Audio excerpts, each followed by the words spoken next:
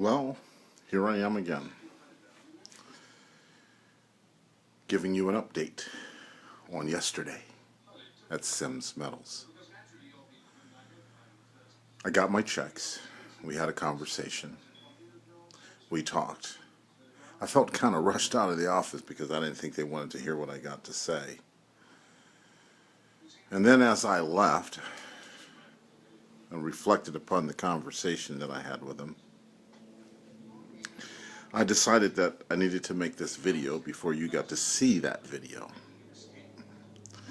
to kind of give you an analysis of why I made that video, why that video and its following videos about recycling is important. It's important for the public to understand that recycling is a hidden treasure in America. And what do I mean by hidden? I mean, there are very few companies that understand how much money there is actually involved. Small guys like me who have been paying attention have gotten into the marketplace and have put a dent in it.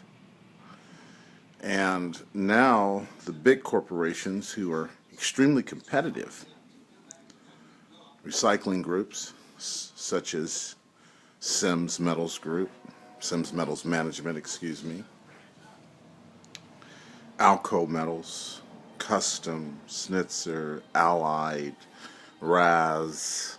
These are just local yards. I'm talking about yards all across the country, all the way to Baton Rouge, Chicago, New York. Okay, the recycling commodities market is a very competitive marketplace. Right now, it is an unregulated marketplace, and there is no level playing field. Pricing is very subjective. Buyers are working in collusion with one another through what we consider price fixing. And what do I mean by collusion with one another? One yard will have one price, another yard will have another price, and they would be within blocks of each other, or towns of each other. One could say that it's all about their buyers. So therefore, it's not really about what the market rate price is. It's a very subjective marketplace. Then you have these federal rules and local rules that come into play. And those rules really affect the small guy. One of my arguments against the San Francisco rule, and I really don't think that they really thought about that rule. One of the arguments on the San Francisco rule was they came in with this rule and, oh, we're going to help the small guy. And I don't know any small guy that felt that he was helped in the process. And if he was, it was a very few and small select group. Okay? African Americans represent a very small margin in the recycling business. A lot of minorities are in the recycling business, but we represent a small fraction of it. And we tend to be looked at as thieves, guys that are not really getting it like them guys, because we don't have the, business savvy and knowledge to be getting it like they're getting it. Well, I respectfully disagree to that argument. But the reason for these videos is to demonstrate what's actually going on. What happens is that the yards have a subjective way that they do business with you. They decide, one, you might be new. So, you get the new guy price. Then you get the OG price. The guy gets paid because he's been, he's consistent. He keeps bringing it in. We're going to treat you right. Just keep on bringing it. But hey, the price dropped today, but hey, we got your back. Okay. Then they changed the material categories. For example, breakage, low breakage, what they consider to be low breakage now. Okay, in one particular yard, and I'm going to tell you, I'm getting blackballed after these videos. When my face shows up at a scrap yard, they're not going to like me, okay? Because they're going to know who I am. They're going to know that I came to them and I talked to them about free market pricing, and that the way the pricing is so subjective. It forces us collectors to, bring it to your yard and let you take a look before we can get paid for it. And and I know that there have been many cases, like for instance at Alco's yard during the holidays, they sent people home without getting paid during the holiday weekend, during the holidays, last holidays. Okay, they don't really care about the small guy. And these are instances that go on in different ways. And when this market dropped, and it's been dropping lately, I have a relationship with the big guy. My theory is that if you go to several yards, you'll get a fair market price because you know the number. It's all about being educated, and that's not what they want from us. So in the market decline, I'm over in Sim's yard, and I look over and I see an Alco truck, and I'm saying, wow, the big guys, competitors, are working with one another.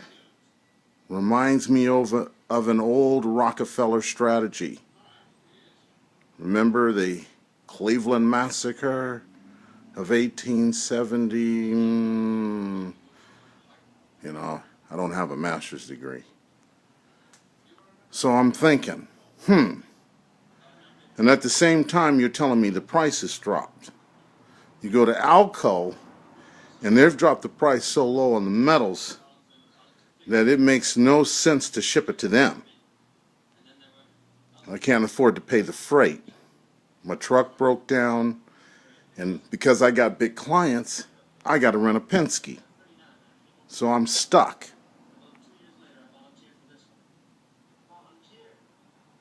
I don't think these guys get this. They're really working hard to come up with this strategy to take us out.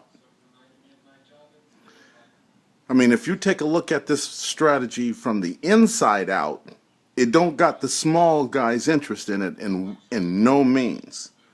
So they sit back and they wait on this strategy from the city of San Francisco to pass because they know that San Francisco is a gold mine.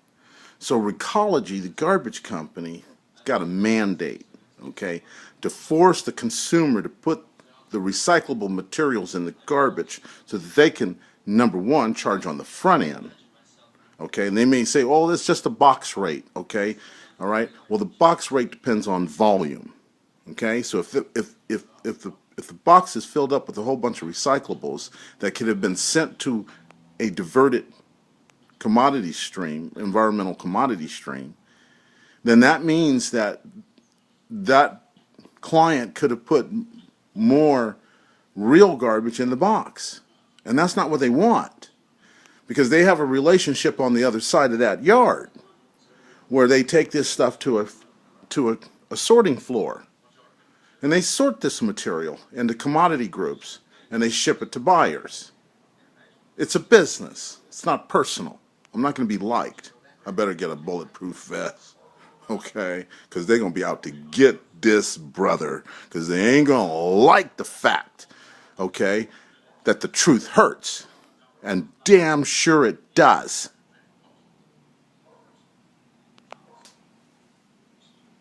So they figure that they can work together. It's a whole lot easier for these big guys to work together and get us out of the way.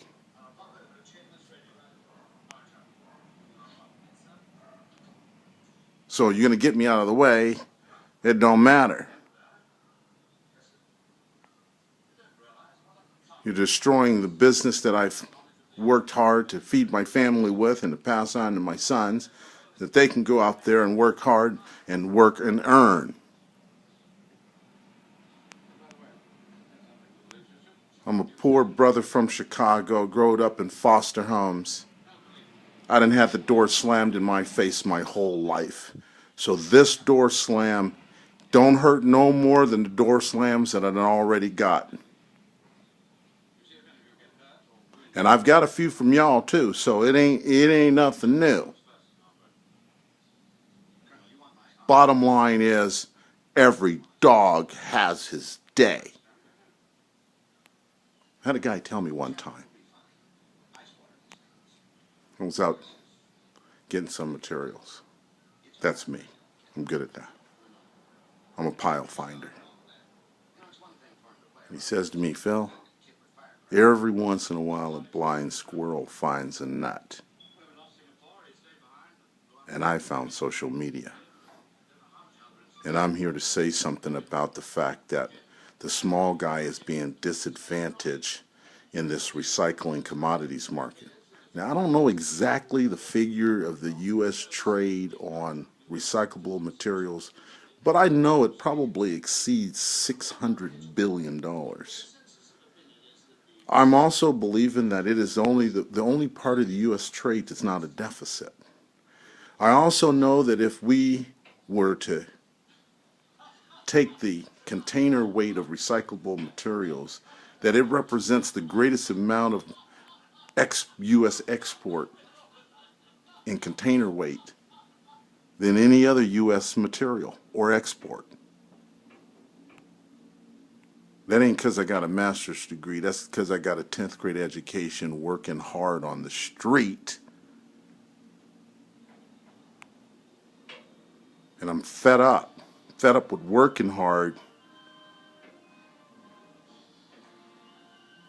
and not being respected for that. Poor guys ain't getting no respect, ladies and gentlemen.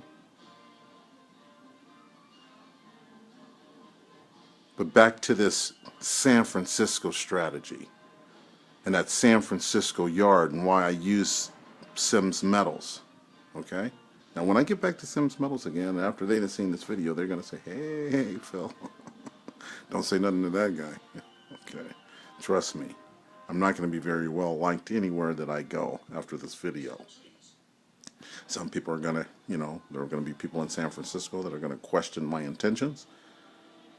There are also going to be people that are in the industry that are going to question my motives when I'm shipping materials across the scales. But my intentions is to feed my family and get a fair market value. In return, the other small guys like me will benefit. I believe that the big guy benefits, and I know and I've worked on a strategy to develop that benefit for the consumer, the collector, and the processor. But it's a strategy that's a fair playing field, not a Rockefeller strategy where you consolidate, take the delivery system and tinker with it and change it so that it disadvantages the small business entrepreneur who's already had the system in place. This is part of that 1870 Rockefeller strategy. Like we don't know, like we're not paying attention.